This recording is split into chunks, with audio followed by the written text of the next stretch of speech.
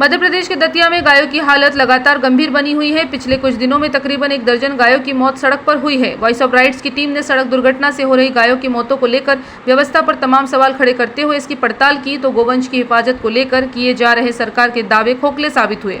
यहाँ यह बताना जरूरी है कि राज्य सरकार द्वारा करोड़ों रुपए की लागत से गौशाला जगह जगह खोली गई और इन गौशालाओं में गायों की देखरेख के लिए 40 रुपए प्रति गाय के हिसाब से आर्थिक राशि भी मुहैया कराई जा रही है। इन सब के बावजूद गोवंश सड़क पर दम तोड़ रहा है।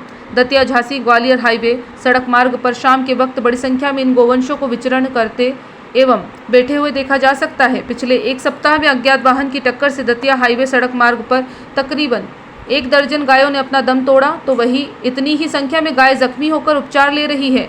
सवाल ये इससे खड़ा होता है कि सरकार जब गौशालाओं पर करोड़ों रुपए खर्च कर रही है तो फिर सड़कों पर आवारा घूमते गोवंश आखिर क्यों मौत के मुंह में जा रहे हैं। वॉइस ऑफ राइट्स की टीम ने दतिया कलेक्टर स्वप्निल वानखड़े से बात की। कलेक्टर का कहना था कि दतिया जिले में 104 गौशालाएं हैं जिनमें से अभी 50 के लगभग संचालित है। जो शेष गौशालाएं हैं उनमें बिजली पानी की कमी है, इस कारण वह चालू हालत में नहीं है, लेकिन 1 से 1.5 माह के समय में सभी गौशालाओं को सक्रिय रूप से चालू किया जाएगा। कलेक्टर का कहना था कि प्रशासनिक अधिकारियों के साथ गायों की व्यवस्था को लेकर लगातार मीटिंग की जा रही है। सड़क पर गायों की हो रही मौत पर चिंता व्यक्त करते हुए कलेक्टर स्वप्निल वानखड़े ने सड़क पर हाईवे पेट्रोलिंग को और अधिक चौकसी करने के निर्देश दिए। इसके साथ ही दतिया वेटरनरी हॉस्पिटल में एम्बुलेंस की व्यवस्था सुनिश्चित करते हुए उसे एक्टिवेट करने का आश्वासन भी दिया। नमस्कार, मैं हूँ रायन पटवा। आप देख रहे हैं हम इस वक्त मौजूद हैं ग्वालियर झांसी हाईवे पर, जहां मध्य प्रदेश सरकार के तमाम दावे यहाँ खोखले नजर आ रहे हैं। एक तरफ पर आप देखें कि गांवों की हालत रोड पर इस तरह है जिस तरह आप देख नहीं सकते। ये जानवर बेजुबान है, ये कह नहीं सकते, लेकिन सरकार ने तमाम योजनाएं गांवों को लेकर चलाई हैं, गौशालाएं बनवाई हैं, लाखों करोड़ों रुपए गौशालाओं में मध्य प्रदेश में खर्च किए, लेकिन हकीकत आज रोड पर दिखाई दे रही है। एक गाय आज 2 दिन पहले लगभग आधा दर्जन गाय रोड पर मृत हो गई थी, जिनको लेकर तमाम संगठन सामने आए, लेकिन हालत बदतर है। आज वही हालत 2 दिन बाद ये नजर रोड पर आ रही है। इनको लेकर तमाम योजनाएं चल रही है। गौशाला में एक प्रति गाय 40 रुपए लेकर गौशाला में सरकार के द्वारा दिया जा रहा है, लेकिन जहां एक तरफ इस सरकार की जो राशियों का बंटवार किया जा रहा है, वहीं इन गायों की हालत रोड पर ये है। गायों के लिए हमारे क्या प्रयास रहेंगे। रोज घटनाएं हो रही, 7 दिन में तकरीबन 10 गायों की मौत हुई है। एक बड़ा चिंता का विषय बनता जा रहा है सड़क पर गायों का बैठना। जी, ये बहुत ही दयनीय स्थिति है कि हमारे गायों की मौतें हुई है पिछले कुछ दिनों में। हम लोग गौशाला अभी बनी हुई हमारी 104 गौशाला में से 52 गौशाला संचालित है और लगभग उतनी ही गौशाला हमारी पानी और बिजली के अभाव के कारण अभी संचालित नहीं थी। इसको हर सोमवार को लगातार इसकी समीक्षा की जा रही है। एमपीईबी को निर्देश दिए है कि उसमें बिजली की व्यवस्था करें और साथ साथ पीएचई एवं ग्राम पंचायत को निर्देशित दिया गया है कि वो पानी की व्यवस्था करें।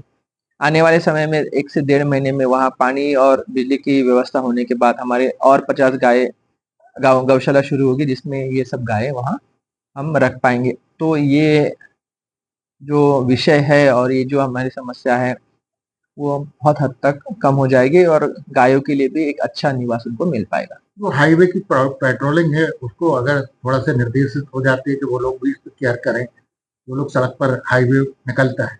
और दूसरा ये भी विषय बन रहा है कि जो हमारा पशु ऑफिस है, दफ्तर है, अस्पताल है, वहाँ एम्बुलेंस की भी व्यवस्था नहीं है।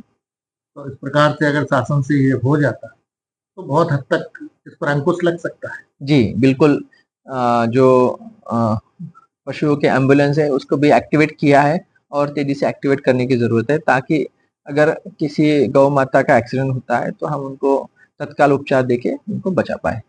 लेकिन हाईवे की पेट्रोलिंग में बड़ी कमी है। अगर वो सड़क पर गाय हैं तो उनको भी सूचना प्रॉपर देना चाहिए, उनको हटाना चाहिए गाय। जी, उसके लिए बिल्कुल प्रयास किया जाएगा कि जो पेट्रोलिंग अच्छी होती रहे, ताकि गाय जो बीच सड़क में ना बैठे और शिकार ना हो एक्सीडेंट का। फिर एक हादसा हुआ और घायल गायों के बाद उनकी मौत की भी खबर आई। जी, तो क्या है ये पूरा मामला, विस्तार से बताएं। हमको सुबह करीब 8 साढ़े 8 बजे सूचना प्राप्त हुई थी। वहाँ के डॉक्टर जो वहाँ रहते हैं आसपास में, उनके द्वारा सूचना दी गई थी कि यहाँ पे एक्सीडेंट हुआ है। तो हमने तुरंत अपने सोनागिर में दया भावना फाउंडेशन जो है उनके पास गाड़ी वगैरह है, उनको सूचना दी। वो लोग आधा घंटे के आसपास वहाँ पहुँचे और वहाँ पे करीब उनके द्वारा बताया गया हमको कि करीब 3 गायों की मृत्यु हो गई थी, किसी अज्ञात वाहन ने टक्कर मार दी होगी, और 4 गाय वो वहाँ से घायल अवस्था में लेके अपने संस्थान में लेके गए। उसके बाद हमने 9 साढ़े 9 बजे अपने 1962 एम्बुलेंस जो विभागीय चलती है उनको भी वहाँ भेजा उपचार के लिए। तो वो लोग भी गए, कुछ पशुओं का वही उपचार किए। ये लगातार इस प्रकार के हादसे सामने आ रहे हैं, क्या मैसेज है आपका, ये कैसे रुकेंगे?